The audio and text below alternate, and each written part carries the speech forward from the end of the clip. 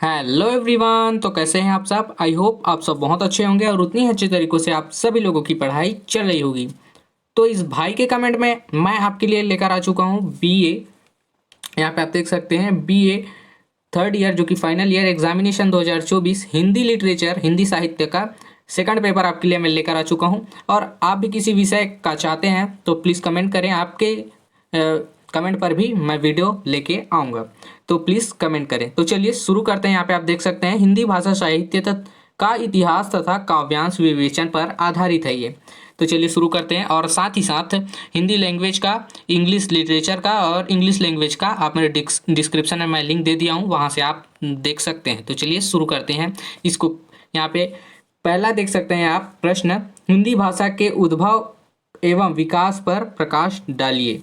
तो यहाँ पे आपको हिंदी भाषा के उद्भव कैसे हुआ और विकास कैसे हुआ हिंदी भाषा का, ये आपको डालना है। उसी के अथवा में दिया हुआ है सौरसेनी, मागधी और पैसाची और अर्ध मागधी भाषाओं की विशेषताएं यहाँ पे आपको लिखनी है। उसके बाद दूसरा दिया हुआ है तत्सम तद्भव शब्द से आप क्या समझते हैं, उदाहरण सहित विवेचना कीजिए। देखिए तत्सम और तद्भव शब्द वे होते हैं जो संस्कृत भाषा से लिए जाते हैं और उनमें कुछ बदलाव करके जो लिए जाते हैं वो है तद्भव शब्द, और जो सीधे संस्कृत से लिए जाते हैं उन्हें कहते हैं तत्सम शब्द। तो यहाँ पे आपको समझाना है और उदाहरण भी देना है यहाँ पे।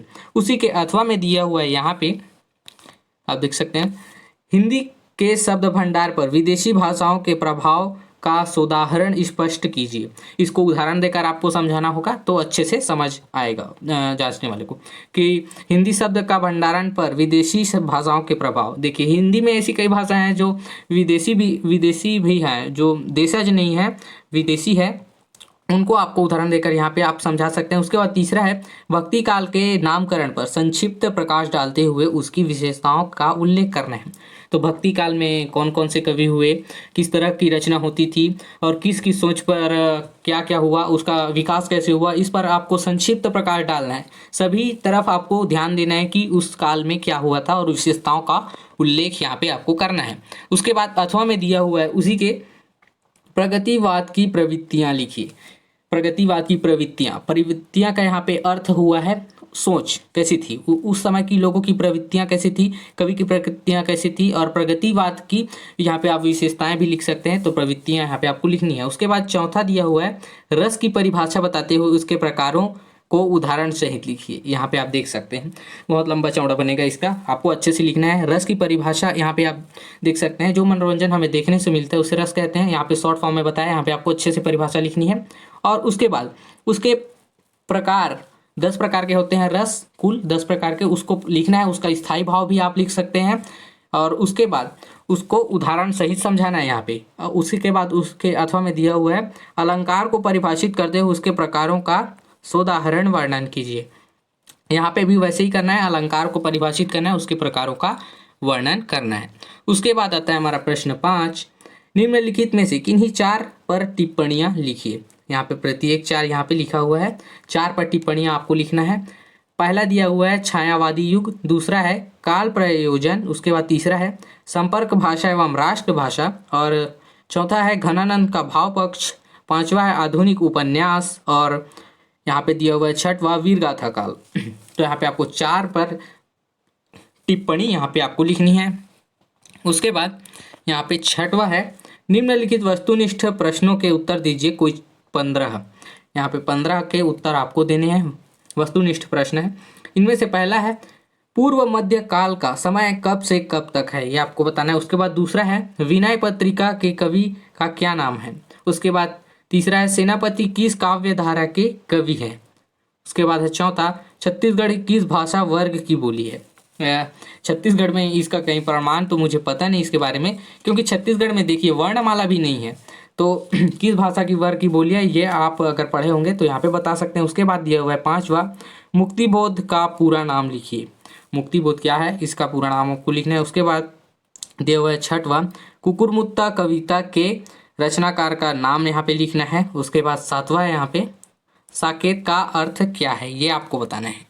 उसके बाद 8वां है एक आंचलिक उपन्यासकार का नाम यहाँ पे लिखना है। उसके बाद दिया हुआ है 9 चिंतामणि के लेखक कौन है, ये आपको बताना है। उसके बाद यहाँ पे 10 है, भाषा का डिक्टेटर किसे कहा जाता है। भाषा का डिक्टेटर यहाँ पे किसे कहा जाता है, यहाँ पे आपको लिखना है। एक तो कविता में मैं पढ़ा था, उसमें डिक्टेटरी कहा गया था हिटलर को, तो वो आप मत लिखना है, यहाँ पे आपका उत्तर लिखना है। उसके बाद यहाँ पे 11 है, पूस की रात के लेखक का नाम यहाँ पे आपको बताना है। उसके बाद 12, किस रस को रसराज कहा जाता है ये आपको बताना है।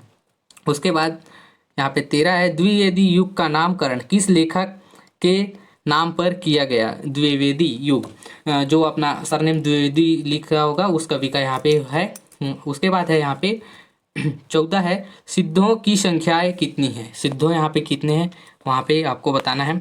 और 15 है यहाँ पे, कबीरदास के गुरु कौन थे, ये आपको बताना है ये गुरु कौन थे ये आपको बताना है। उसके बाद यहाँ पे दिया हुआ है, शांत रस का स्थायी भाव क्या है। शांत रस का स्थायी भाव आपको लिखना है, जो ऊपर आपको यहाँ पे रस के बारे में लिखने बोला गया था उसी में से आप लिख सकते हैं। उसके बाद यहाँ पे दिया हुआ है, प्रिय प्रवास किस कवि की रचना है। उसके बाद लास्ट है यहाँ पे, काव्य संत काव्य का दूसरा नाम क्या है। क्लियर है, तो ये रहा आपका बीए फाइनल ईयर का, यहाँ पे आप देख सकते हैं बीए फाइनल ईयर का हिंदी लिटरेचर का सेकंड प्रश्न पत्र।